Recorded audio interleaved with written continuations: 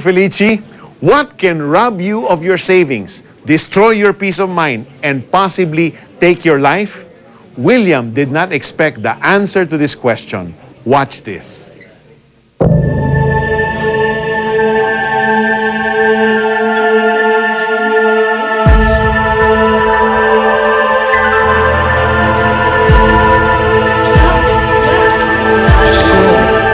Kukunin niyo na ba ako?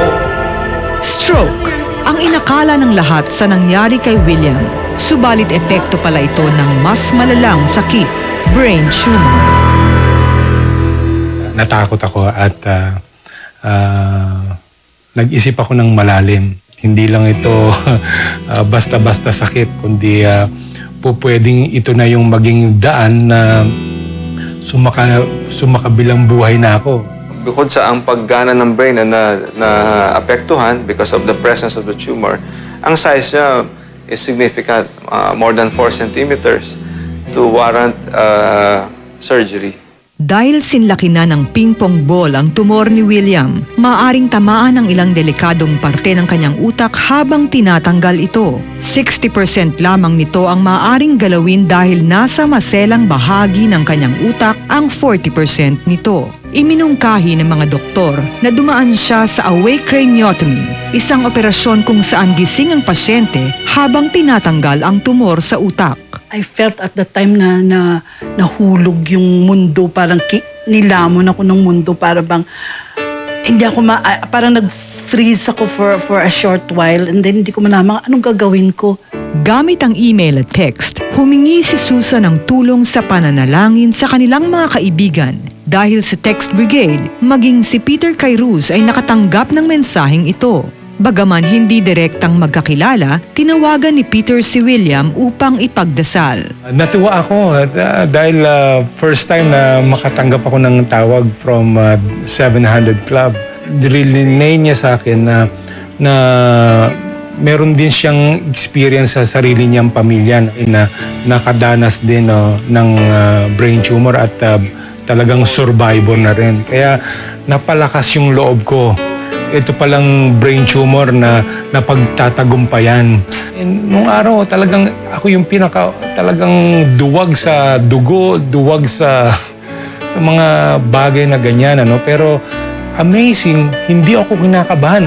Meron kang katiyakan na everything will be taken care of ng Panginoon. At noong ika-14 ng Nobyembre 2006, sumailalim si William sa 3 oras na operasyon sa utak. Hindi pangkaraniwan ang kasong ito, panlima lamang siya sa buong bansa na sumailalim sa ganitong proseso. Matapos ang matagumpay na operasyon, nag-umpisa ang mas marami pang himala sa buhay niya. Ang malaking miracle doon, yung ganyan, he can still do what he does with that tumor in place and the surgery that has been done, and seems like parang wala nangyari sa kanya. Super milagro. Lumabas kami ng hospital, wala kaming utang, wala kaming balanse. The Lord provided for everything. Maituturing din na himala ang hindi na paglaki ng natirang 40% ng kanyang tumor. Dahil dito'y hindi na kailangang dumaan sa chemotherapy o radiation si William. First thing in the morning, Lord, thank you for the extension of life. Kung ano man ang pagagawa niya sa akin dito sa extension na ito, I will do it. Ang biyaya at milagrong natanggap ay sinusuklian ni William ng pagsisilbi sa mga brain tumor patients na dinadalaw niya linggo-linggo sa Philippine General Hospital. Pag-asa, kapayapaan ng loob at pagmamahal ng Panginoon ang kanyang ipinamamahagi sa kanila. Is it possible to have an abundant life dito sa kahit na merong kapansanan o dumaan ka sa matinding sakit? Yes! Sadyang siksik, liglig at umaapaw ang pagpapala sa mag-asawa. Makailang beses na silang nakapunta sa iba't ibang bansa ng libre dahil sa mga imbitasyon sa kanilang magsilbing inspirasyon sa mga taong dumaranas din ng matinding dagok sa buhay. If you live for the Lord, you will live for others. At hindi na magiging boring ang buhay mo. Kausap ko si William just last week again and nagkwentuhan po kami sa telephone, and he said That's his joy, no? Pumupunta siya sa PGH just to talk to other patients na meron silang brain tumor, to encourage them, to give them hope, to show them, if God did this for me, He can do the same for you. How about you, kapatid? What are you going through tonight? What sickness are you facing? No matter what it is. No matter what it is, even cancer, the name of Jesus is above every name. And tonight, you and I can join our hearts and faith together and pray to God and ask Him to heal you right now. Right now, as you're watching, He will touch you, He will heal you, He will make you whole. Let's come to Him believing in faith. Let's pray. Heavenly Father, thank you that you are the great physician. Thank you, Jesus, that you are the God that healeth us. Thank you, Jesus, that in your name, Lord, there is healing. In your name, there is power. In your name, there is hope. And thank you, Lord, that you said in your word that by your stripes we are healed. And you took every infirmity and sickness and carried it to the cross, Lord, and nailed it there.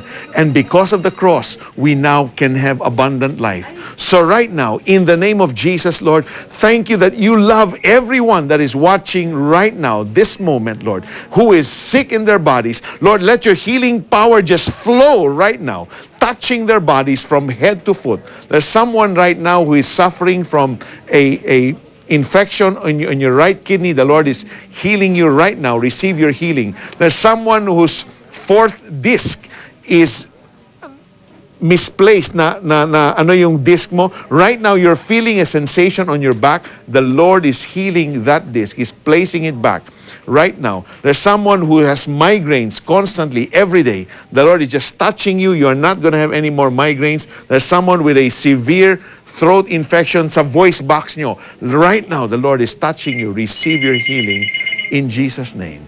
In Jesus' name. Thank you, Lord. Thank you for your healing touch. If you received a healing touch right now, please call us. We want to celebrate together with you God's goodness. And if you need prayers, meron pa kayong ibang mga prayer requests for you, for your friends, call the numbers on your screen. Our counselors are here for you 7 days a week, even after the show. Tumawag lang po kayo. Our contact information is being flashed on your screen. Meanwhile, here is Connie. Kaya kung